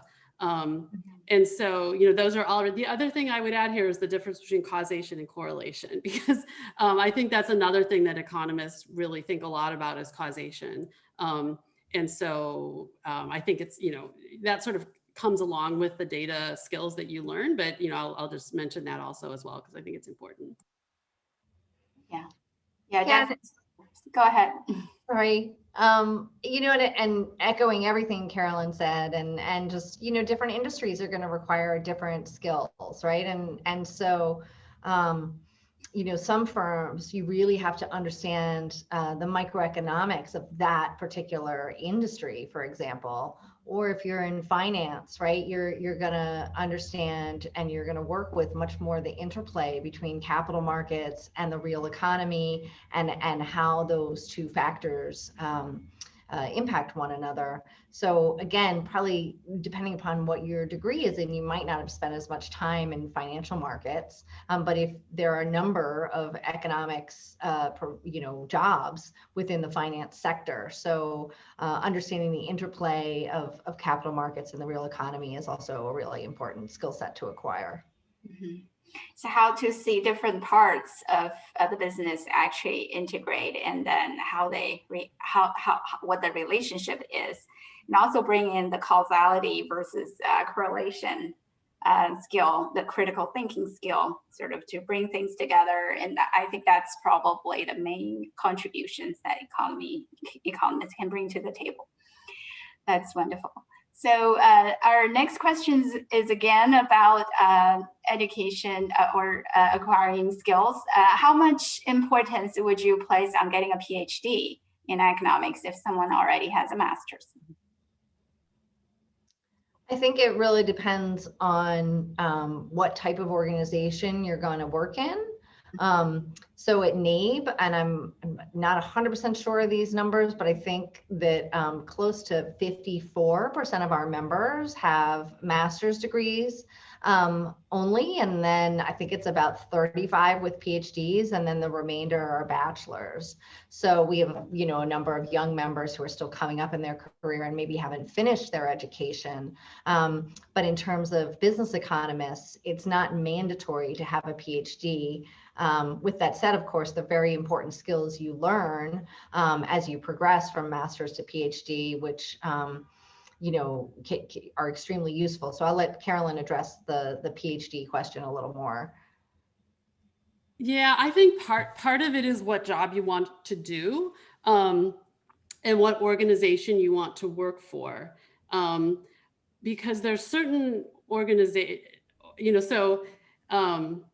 this was at a NABE Tech Economist Conference dinner, I don't know, 4 or 5 years ago. And the people who were at the dinner, a lot of them were sort of young students, and they were sort of asking sort of us more seasoned people for advice. And a colleague from another tech firm was sort of asked, well, what about, I have a master's, what do you think about that? And this person said, well, I wouldn't really know what to do with a person with a master's, because I know what to do with a PhD. I know what to do with an undergrad. That would be sort of an analyst position. But I don't know what to do with a master's. So tech companies, I think, there's sort of this bifurcation, and the master's person, they're not quite sure where to put them, but there's a lot of organizations where they know very well where to put them. And so I think that, as Constance mentions, the type of organization is really important in terms of what degree skill that you have. Now, Constance also mentioned, well, what do we learn with a PhD that we don't learn with other degrees that may come in useful later on?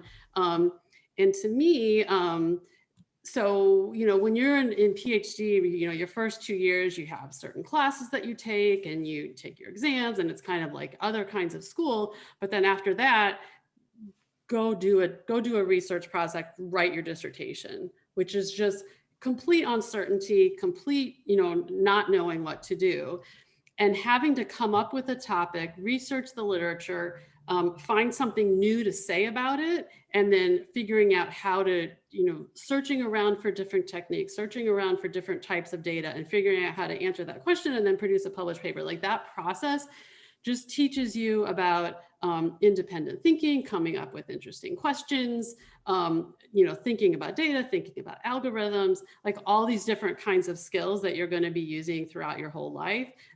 To me is what a PhD brings.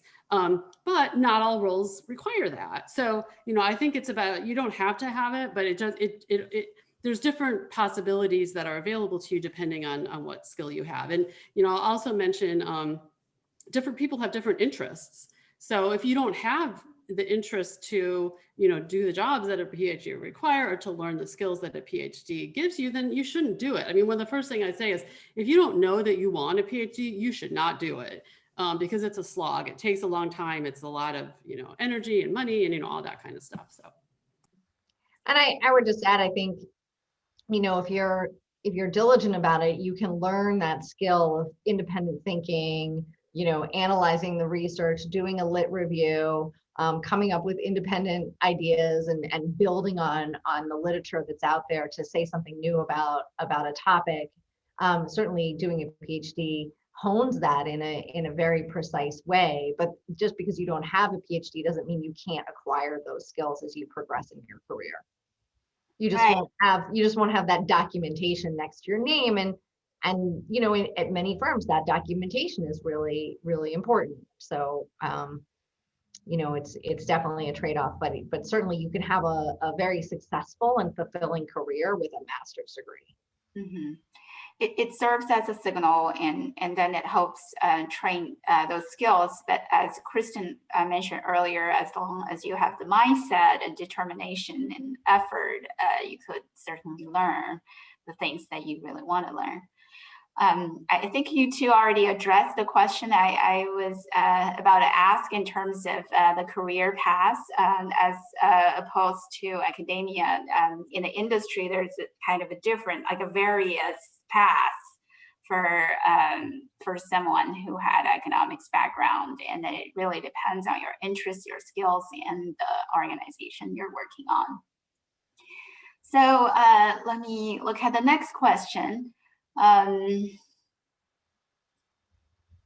Okay, so most students are not exposed to economics until their senior year in high school, or not at all, depending on the state you live in and probably the program you're in undergraduate. So do you think this contributes to the lack of students, women in particular, who do not consider economics as a career path? If so, what changes can be made to expose young students to career in economics? Well, I would guess there are a great number of careers that you're not exposed to in high school, right? So as a true economist, I would be hesitant to answer that question without looking more deeply at some data. But certainly, you know, I think financial literacy in general, of which economics is, I think, a part, is a part of the curriculum at the high school level that would benefit lots of people, whether they become economists or not, and could possibly spark interest in more people, including women. So it seems like we could benefit from that, at least as broadly as a society. Mm-hmm. And I'll just mention, so, you know, when I was working at the New York Fed, I remember these huge school groups of students coming in. I think the Fed Challenge or something like that. And, you know, and I know, you know, given that you're having this event today and, you know, all the different Feds have sort of education departments, I think that all is really interesting things that, you know, the Fed as an institution is doing. It seems like a good place to provide that economics education because it is, you know, sort of throughout the country and, you know, has a lot of economists. So I think to the extent that public institutions can provide it, I think that's probably very helpful. Mm-hmm. Right. So we have a male economist asking this question for advice. What advice do you have for me to better support women, to make them feel included and supported?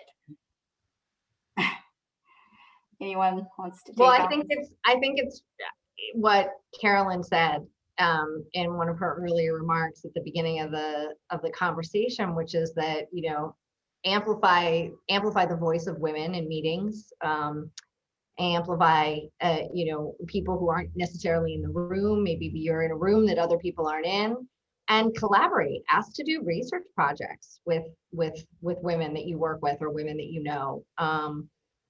I would say those are three really concrete things. Cool. I agree completely. And I think that the collaborate is really important. So, you know, let's say that the male economist has an important presentation or research project. They could say, hey, do you want to help me out with that? And by doing that, you know, that woman economist is going to learn a lot, maybe get the exposure to certain people. The other thing that I would add is give opportunities and allow for risk taking.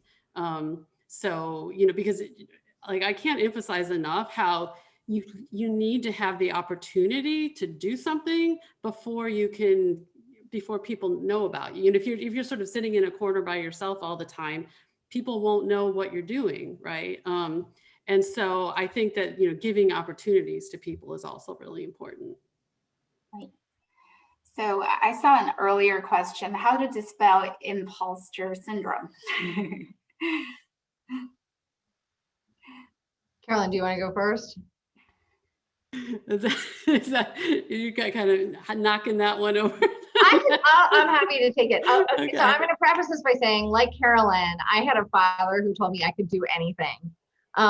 And yet, even with that, I occasionally get imposter syndrome, and both men and women get imposter syndrome. Although KPMG did a study every year in conjunction with our Women Leadership Summit, and we do it every year, the study, but this year our study focused on a number of issues, and imposter syndrome is something like 70% of women leaders feel. And as I said, a number of people feel it. So what can you do when you have imposter syndrome? I think the thing is to just be kind to yourself, almost wear it like a badge of honor, right? It means that you want to do well. It means that you don't want that you have high integrity, that you don't want to fraudulently represent, that you can do more than you can actually do. And also I would say just sort of, it's a natural, I think it's a natural experience for people who push themselves and who are stretching. And so I wouldn't get too hung up on it. And the thing, I agree completely. And the thing that I would add is that sometimes think about what the consequences are. And what I mean by that is, let's say you want a promotion, just ask. And if they say no, they say no. Life goes on. And so it's kind of like, provide sort of a realistic context for what it is you're going to do or what it is you're going to ask for. And no, sometimes people won't give you what you want, but I mean, it's almost like the worst thing is to say you didn't even try. And so just say, well, I tried, and and maybe I didn't get exactly what I want, but at least I tried. So great advice. So we have just 1 minute left, and Carolyn and Constance, I'd like you to share your final thought in just one sentence in terms of your advice for women who are just starting their journey into the field of economics. So pursue topics that you're really intrigued about, that you're passionate about, but that you think are answerable questions, right? So in your research, and cultivate a wide group of mentors and sponsors, and don't give up on yourself. Even if you're feeling imposter syndrome or you're feeling nervous, continue to stretch, continue to grow, and be kind to yourself. Great. So what I'm going to say is probably similar to what she said. I said, follow your interests and your curiosity. Don't be afraid to ask for help or advice, because people are usually honored to be asked. And make sure that you say thank you and acknowledge others who did help you, because those connections are really important.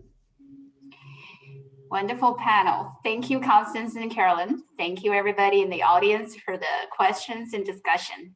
Now let me turn over to Armida, our Director of Economic Education. Thank you, Wenhua, and thank you all for these very dynamic and informative conversations. As Wenhua mentioned, I am Armida Riojas, and I have the privilege of working with the Dallas Fed's economic education team, who was instrumental in making today happen. And as Carolyn alluded to, our economic education team provides resources directly to educators on topics such as economics, college and career, as well as financial education. As Pia mentioned, you can find these resources on the dallasfed.org website, free of cost to you. And you can also reach out to Catherine McClellan, who will be dropping her address as well in the chat if you have any questions. We thank you, our audience, for taking time out of your day for this very important conversation and for being so engaging with your questions. And a special thanks to all our speakers for very informative conversation and sharing your experiences with us. I will definitely take the opportunity to mention that you will be receiving an invitation to an upcoming program featuring Banco de Mexico's Deputy Governor Irene Espinosa. On September 1st at 5 p.m. Central Time, Pia Arrhenius will be speaking with Irene about her professional journey, which spans 20 years in the financial sector. Forbes magazine, in fact, named Irene as one of Mexico's 100 most powerful women in 2019 in recognition of her outstanding career. And I'm sure we're definitely in for a treat in that conversation. That invitation will be coming to you shortly, along with a feedback survey. And I'll just give you a heads up, it's a very short survey, and although it's short, it is mighty helpful to us because that informs how we shape programs like this in the future. So please take a few minutes to send us your feedback. And having said all that, we stand adjourned.